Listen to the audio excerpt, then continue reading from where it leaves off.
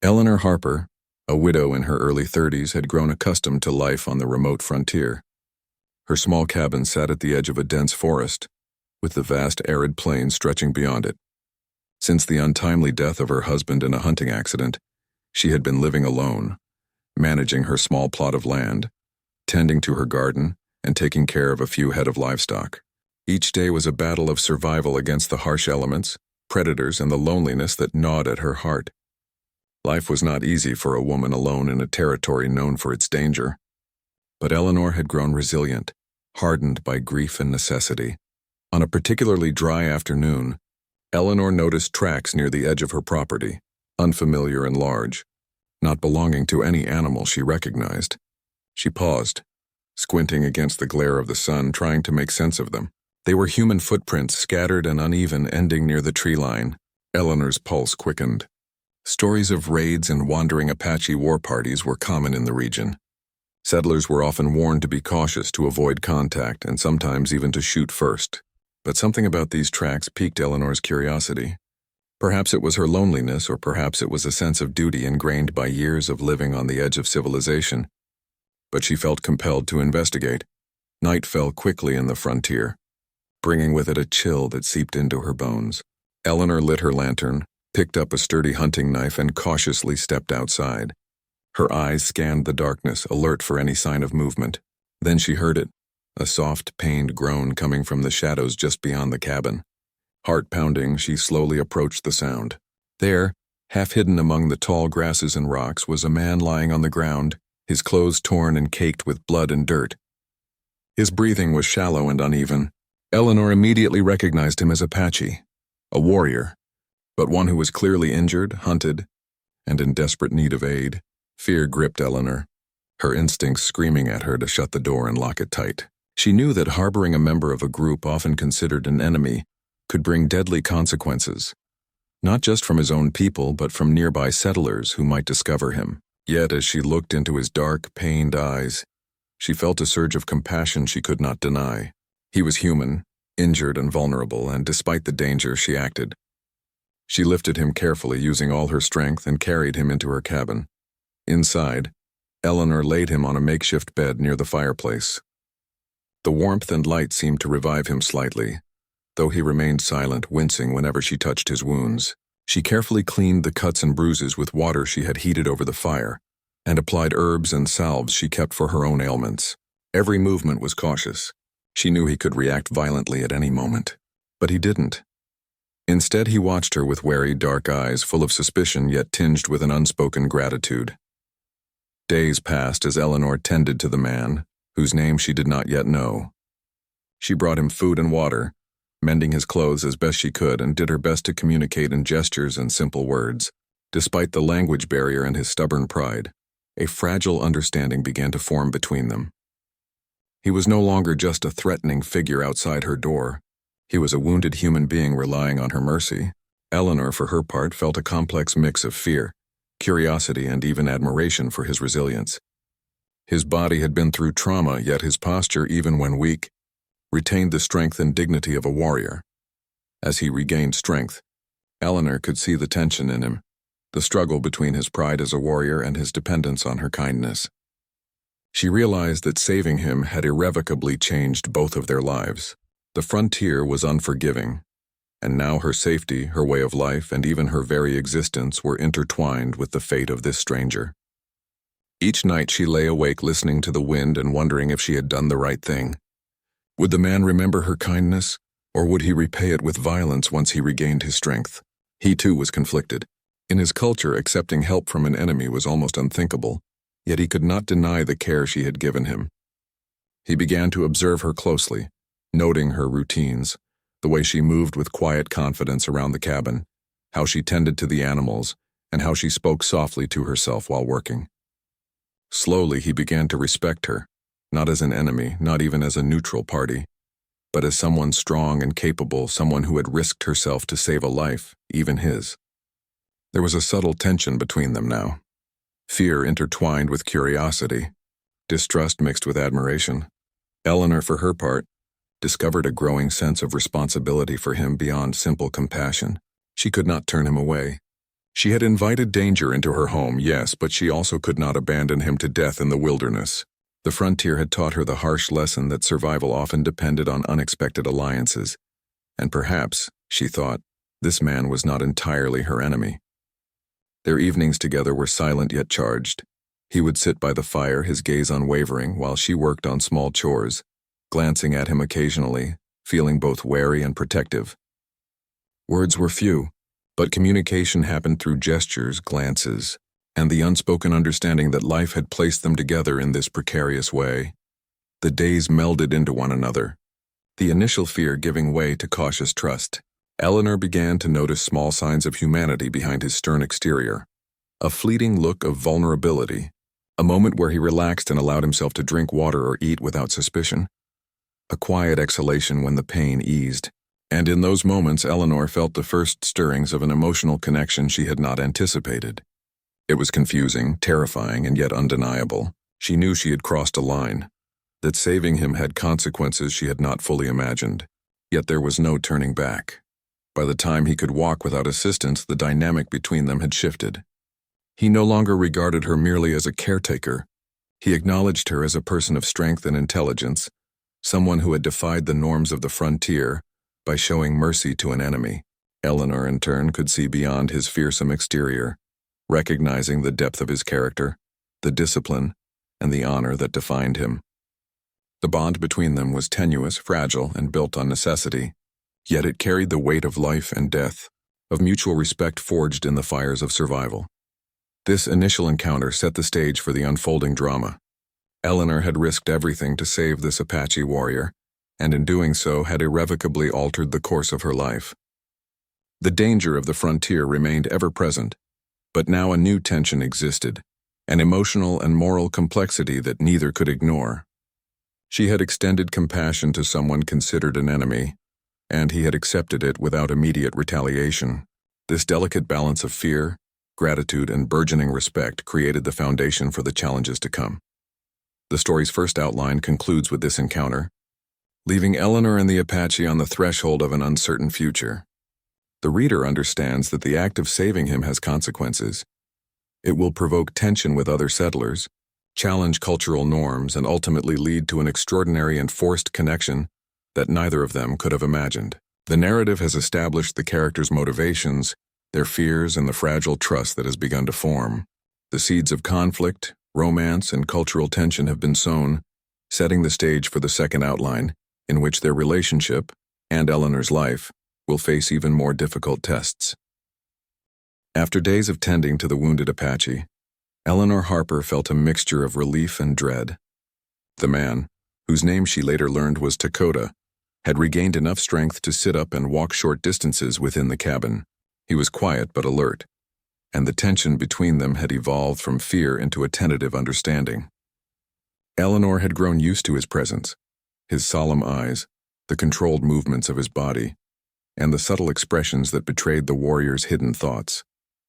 Yet she knew, as much as she tried to ignore it, that harboring him was not without consequences. The frontier was unforgiving, and word traveled fast, even in sparsely populated areas. Settlers were suspicious, and rumors of Apache raids made them quick to judge any action that could be seen as aiding an enemy. Eleanor had tried to conceal Dakota's presence, keeping him indoors, speaking in hushed tones and ensuring that no tracks led to her cabin. For a time it seemed her careful precautions were enough, and she allowed herself a small measure of hope that perhaps this secret could remain hidden until Dakota could safely leave. But fate rarely allows such comforts in the wilderness.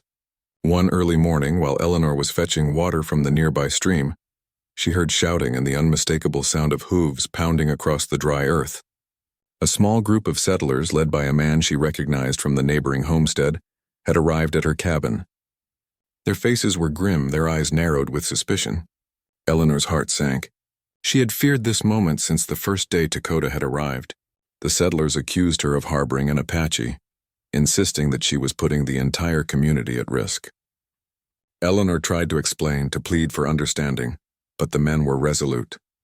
Their suspicion was fueled by fear, and fear in the frontier often justified harsh measures.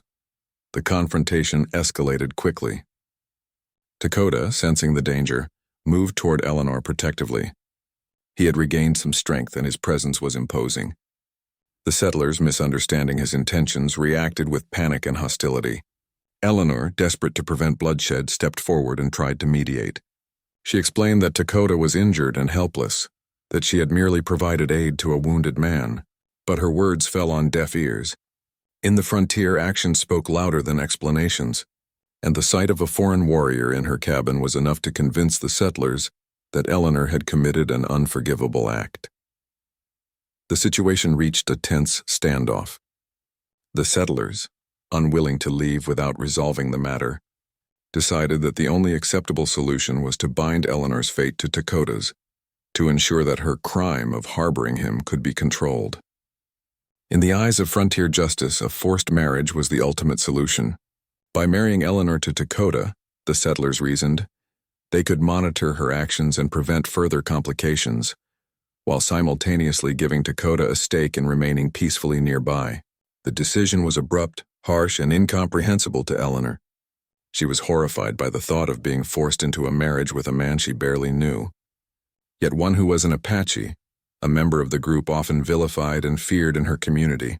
Dakota, for his part, understood the unspoken expectations. Though he had regained his physical strength, he was acutely aware of the precariousness of his position. Any resistance could provoke violence, and he could not risk Eleanor's life or his own. Despite the cultural differences and the deep suspicion he had toward settlers, he realized that this forced union was a temporary compromise for survival. In his own way, Dakota agreed silently to the arrangement, knowing that it offered both of them protection and a fragile sense of stability amidst chaos. The wedding, though more a formality than a celebration, was carried out quickly.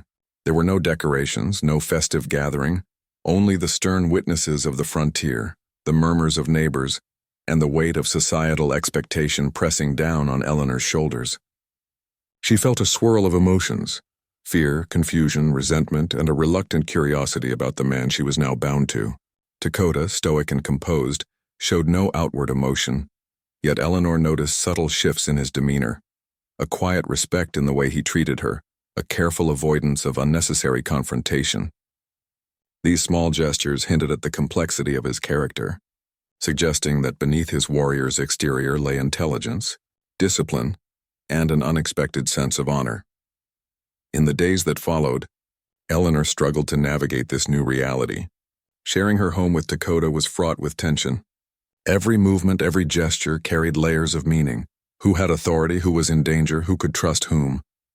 Eleanor's initial resentment was palpable. She had been forced into this union against her will, stripped of the autonomy she had fought so hard to maintain. Yet she could not deny the practical benefits of their arrangement. Dakota was strong, resourceful, and skilled in ways that could protect the cabin and its surroundings. She found herself relying on him for tasks she could not manage alone, even as she resisted the emotional closeness that this dependence invited. Dakota, in turn, observed Eleanor carefully. He recognized her courage, her resilience, and her ability to survive in a harsh environment without relying on anyone. He understood that forcing his presence upon her was necessary but also delicate.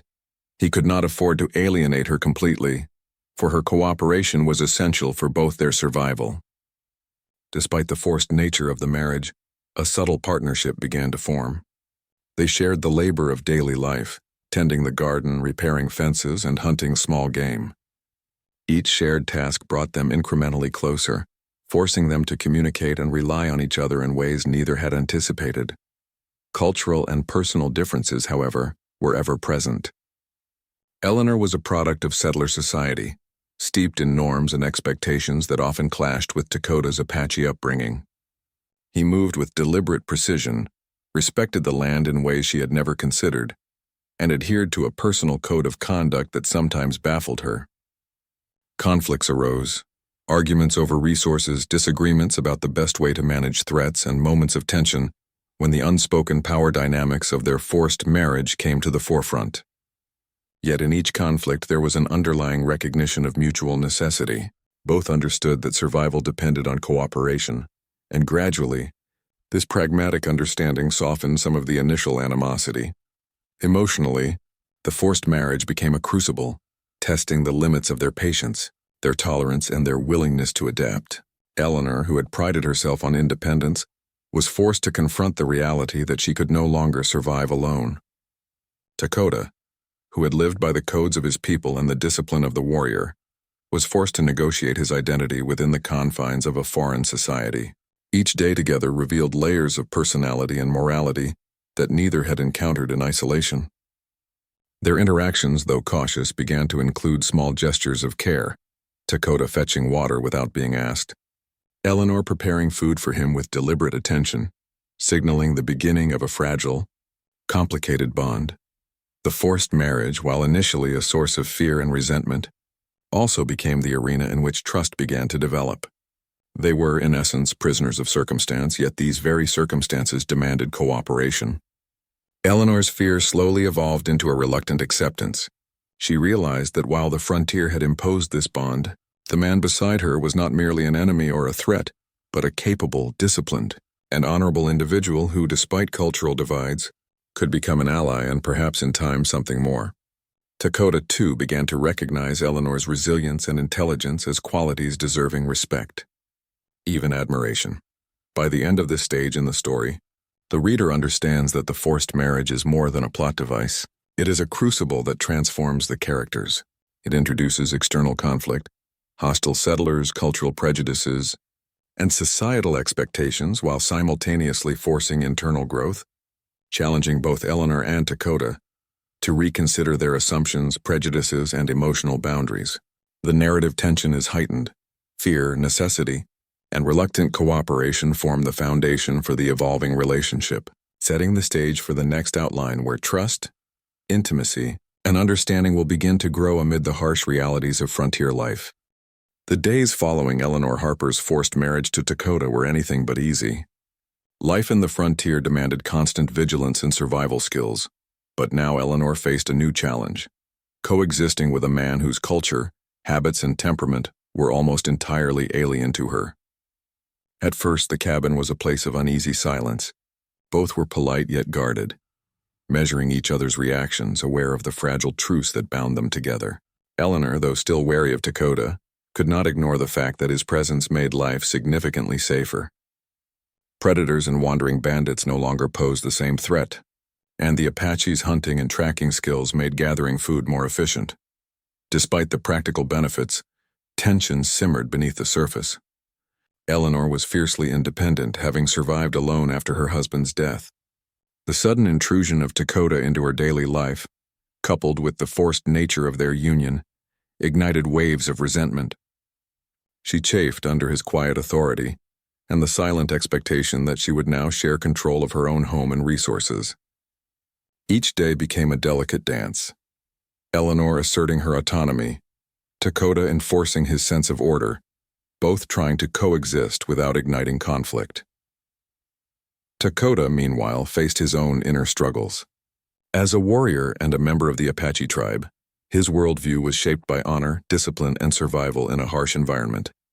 The settlers' assumptions about him, as a violent enemy, as an outsider, frustrated him, but he understood the need to adapt to survive. His pride often clashed with Eleanor's assertiveness. He had been taught to command, not to negotiate. Yet here he was, bound to a woman whose intelligence and resilience demanded respect. He quickly realized that a head-on confrontation would only lead to strife. Instead, he adopted a careful strategy: cooperate, observe, and slowly integrate, all while maintaining his dignity. Their shared daily tasks became a crucible for developing this uneasy partnership. Dakota hunted and brought back game, teaching Eleanor how to identify tracks and read the land in ways she had never considered. Eleanor, in turn, managed the garden and the cabin, keeping meticulous records of supplies, ensuring that their shared survival remained possible. Communication remained a challenge. He spoke minimal English. She had limited understanding of Apache language and customs, and yet necessity forced them to find ways to understand each other. Gestures, looks, and shared labor became their vocabulary, a silent code that gradually replaced the initial fear and suspicion. Yet tension was never far from the surface. Differences in cultural norms and gender expectations frequently led to misunderstandings. Eleanor, accustomed to a degree of independence, bristled at Dakota's protective nature, interpreting it as controlling. Dakota, accustomed to clear hierarchies and codes of conduct, was puzzled by Eleanor's refusal to defer or comply, viewing it as stubbornness or even defiance. Their disagreements were never violent, but sharp words and piercing glances communicated volumes. These conflicts, though emotionally draining, were also a learning process, forcing each to consider perspectives they had never faced before. Despite their friction, small gestures of care and cooperation began to emerge. Dakota would fetch water without being asked, quietly clearing paths to ease Eleanor's work. Eleanor would prepare meals with attention to his preferences, sometimes leaving a portion near his belongings, signaling thoughtfulness. Each act, though minor, was a step toward mutual recognition. Both were beginning to acknowledge that survival required more than mere coexistence. It required a growing sense of partnership and trust. However reluctant, evenings by the fire became moments of subtle connection. At first the quiet was oppressive, each lost in their thoughts, cautious not to break the fragile equilibrium.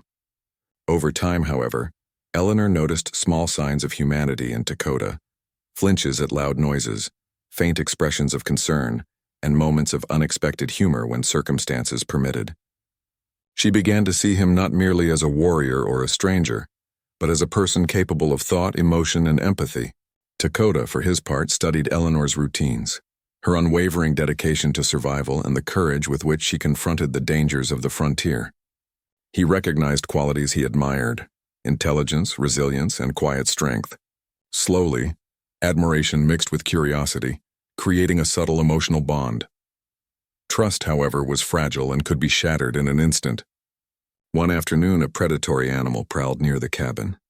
Eleanor panicked, forgetting herself in fear, and Dakota's quick, decisive intervention saved her from harm.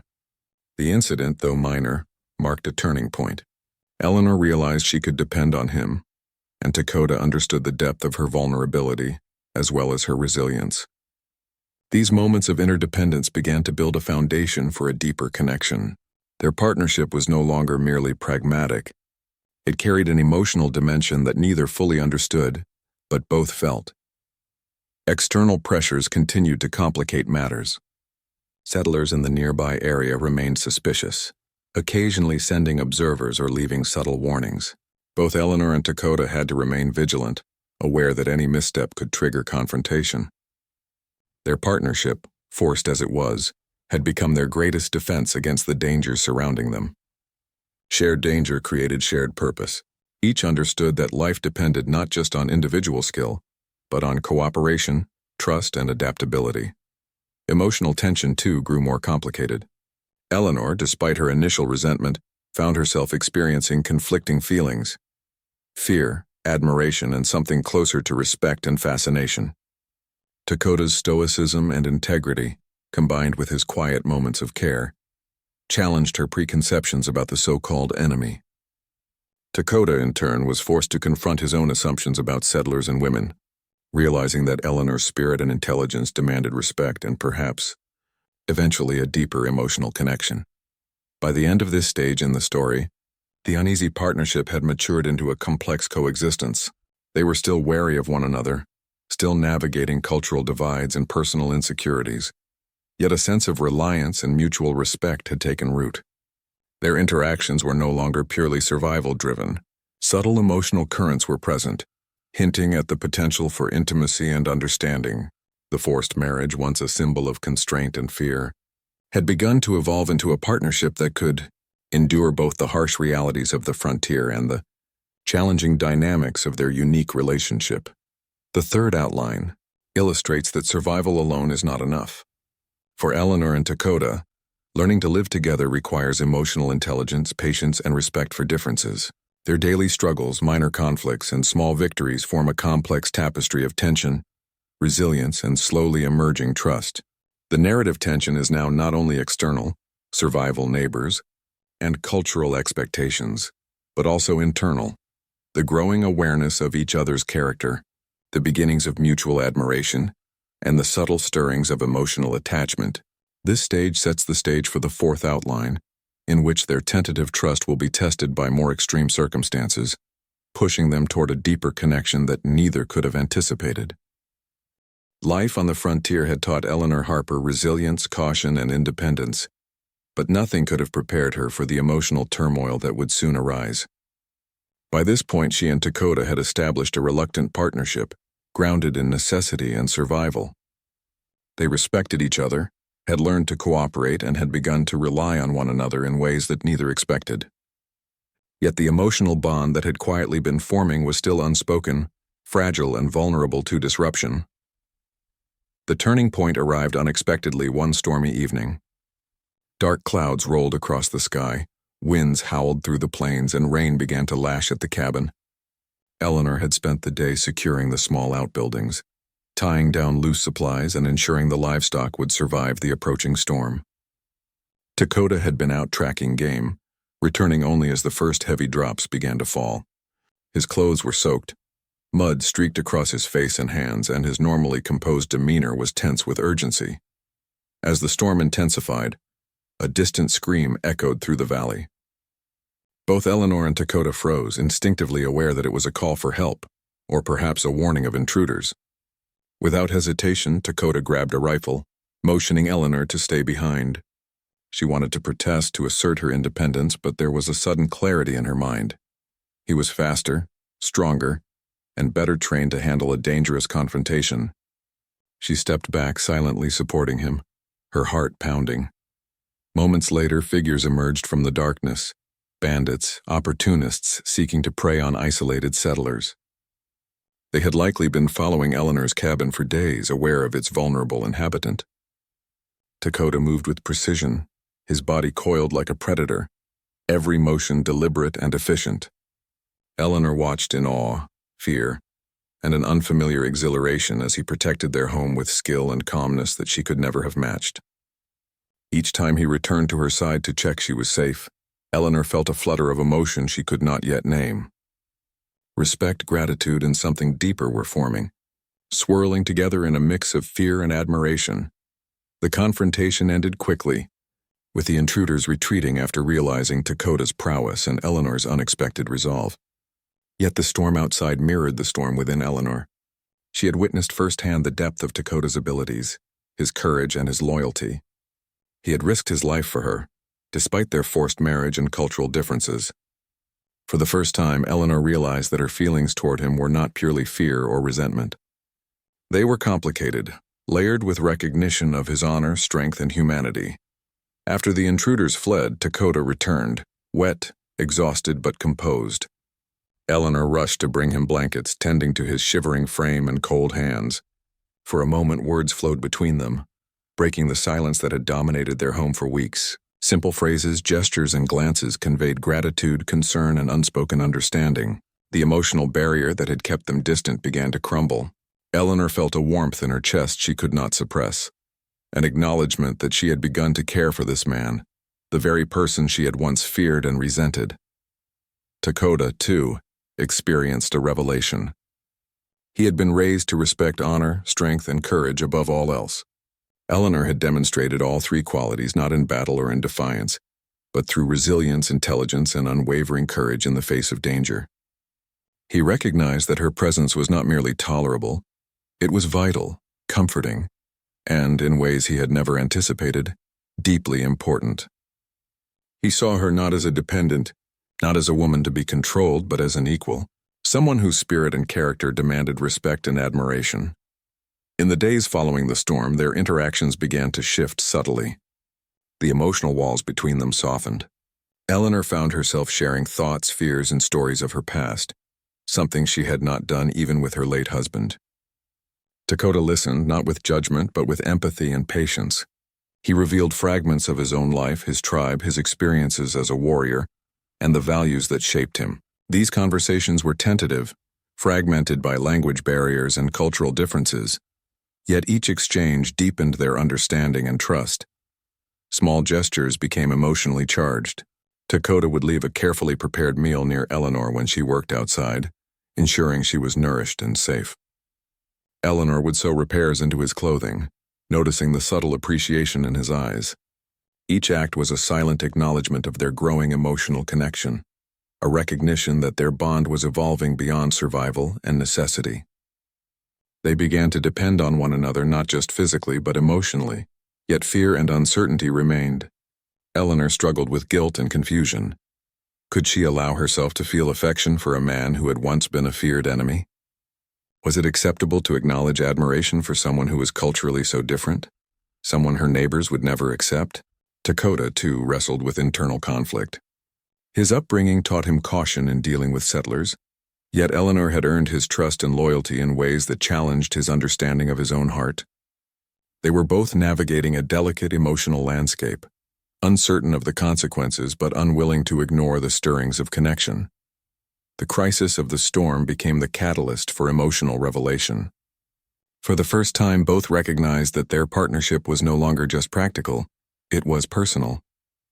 The intensity of shared danger, the vulnerability they had witnessed in one another, and the mutual respect for each other's strengths had forged a bond that could not be ignored. Eleanor's fear transformed into a complex mix of admiration, trust, and the beginnings of love. Dakota's stoicism softened into protectiveness, care, and the recognition that Eleanor was no ordinary woman. She was remarkable, resilient, and capable of inspiring loyalty and emotional attachment even in the heart of a warrior. By the end of this stage, Eleanor and Dakota's relationship had transformed profoundly. The crisis forced them to confront the depth of their feelings, acknowledging that fear and resentment had given way to trust, understanding, and the beginnings of emotional intimacy. The frontier, with its constant danger and harsh realities, had not just tested their survival skills but also revealed the strength of their characters and the possibility of love emerging under the most unlikely circumstances. This fourth outline serves as the emotional pivot of the story. The forced marriage, the reluctant partnership, and the shared survival experiences have now culminated in an emotional awakening for both characters. They begin to see each other not as enemies or mere companions but as equals, individuals whose bond is forged in trust, respect, and shared adversity. The narrative tension now shifts toward exploring the complexities of emotional intimacy, cultural understanding, and the challenge of reconciling love with societal and personal constraints. The weeks and months following the storm marked a profound shift in Eleanor Harper and Dakota's relationship. What had begun as a forced and reluctant marriage slowly transformed into something deeper and more enduring. The initial tension, resentment, and distrust that defined the early days had begun to dissolve, replaced by a growing sense of mutual respect, understanding, and emotional intimacy. Their connection, forged through necessity and danger, now evolved into a genuine partnership, one that combined survival, emotional support, and the first hints of love. Eleanor's perception of Dakota had changed dramatically. No longer simply a formidable warrior or a stranger intruding into her life, he had become her protector, companion, and confidant. She admired not only his strength and skill but also his integrity, intelligence, and quiet dignity. She noticed the care he took in the little things, ensuring the cabin was safe, arranging firewood in advance of the coming winter, observing her needs without being asked. These actions, small and deliberate, carried profound meaning. They communicated respect and concern, bridging the gap between cultures and personalities. Dakota, in turn, had come to recognize Eleanor's remarkable qualities. Her resilience, independence, and courage had earned his respect from the first day he arrived at her cabin. Now he saw her as a partner in the truest sense, someone capable of contributing equally to their shared survival and emotional life. He admired the way she adapted to challenges, her intelligence in managing resources, and the strength she displayed in moments of fear or vulnerability. Each act of cooperation, every shared meal or conversation, further strengthened the emotional bond forming between them. Life together began to take on a rhythm that balanced work, survival, and subtle intimacy. They hunted, gardened, and maintained the cabin as a team, communicating with gestures, minimal words, and shared understanding. But beyond the practical, they began to share moments of quiet companionship, evenings spent by the fire where conversation slowly replaced silence, walks along the nearby woods where trust allowed for mutual observation without fear, and moments of laughter, small but precious, that hinted at the human connection beyond survival. These moments, ordinary yet significant, became the foundation for emotional closeness and mutual reliance. Physical proximity, initially fraught with tension, also began to carry a new meaning. Eleanor noticed the strength in Dakota's hands when helping her with chores, the warmth of his presence when the cold crept into the cabin, and the reassurance in his steady gaze. Dakota, for his part, observed Eleanor's care in her movements, the grace with which she managed the household, and the quiet determination she brought to every task. Touch, once accidental or purely functional, began to hold new significance. A hand on a shoulder, a brush of fingers while arranging firewood, a shared embrace in moments of exhaustion. These gestures, though subtle, marked the beginning of intimacy grounded in trust and mutual respect. Cultural differences, once a source of tension, became a source of fascination and learning. Eleanor began to understand aspects of Apache life, the respect for nature, the discipline and skill of hunting, the importance of community and honor. She found herself curious and eager to learn, often asking questions or observing Dakota's routines with genuine interest. Dakota, in turn, began to appreciate Eleanor's perspective, her resourcefulness, her approach to problem-solving, and the emotional depth she brought to their shared life. They began to teach one another, exchanging knowledge and understanding in ways that deepened their connection and created a sense of shared growth. Yet the path to emotional connection was not without challenges. Both had to navigate lingering fears, societal prejudices, and the trauma of their past experiences. Eleanor occasionally feared the judgment of neighboring settlers, worried about how their union would be perceived, or questioned whether she could fully trust her feelings. Dakota, raised in a culture with strict codes of behavior and suspicion of outsiders, sometimes struggled with his own vulnerability and the intensity of emotions he did not fully understand. Despite these obstacles, they learned to communicate in subtle, meaningful ways, allowing trust to flourish where fear once dominated. The turning point in their emotional bond came during a harsh winter. Supplies dwindled, snow covered the plains, and survival required full cooperation. Working together to hunt, forage, and maintain the cabin, they realized the depth of reliance each had on the other. It was during these long, challenging days that unspoken emotions surfaced, moments of shared concern, silent understanding, and even quiet reassurance through touch or glance. They began to acknowledge aloud what they had been feeling in their hearts: gratitude, admiration, and the early stirrings of love. Their partnership was no longer merely pragmatic.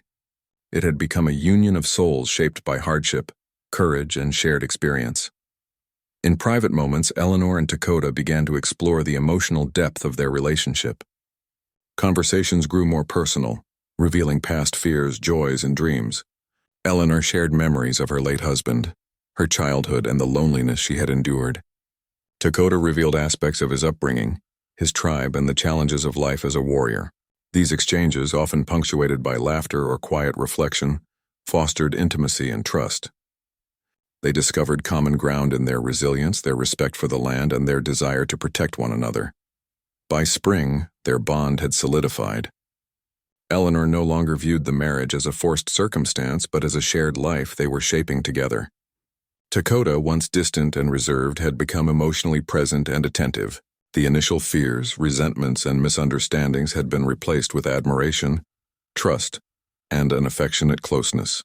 Their relationship, forged in danger and necessity, had transformed into a deep and abiding connection. The story culminates in the recognition that love, respect, and partnership can emerge in the most unlikely circumstances. Eleanor and Dakota, who began as forced companions, now shared a profound emotional bond. Their relationship exemplifies the transformative power of trust, empathy, and shared experience. The frontier, with all its dangers and harsh realities, had not only tested their survival skills but also revealed the human capacity for connection and emotional growth. The forced marriage, once a symbol of fear and constraint, had become the foundation for mutual respect, deep trust, and the first true love either had experienced.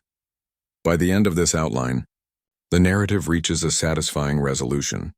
Eleanor and Dakota have moved beyond fear, resentment, and obligation to embrace a genuine emotional and spiritual connection.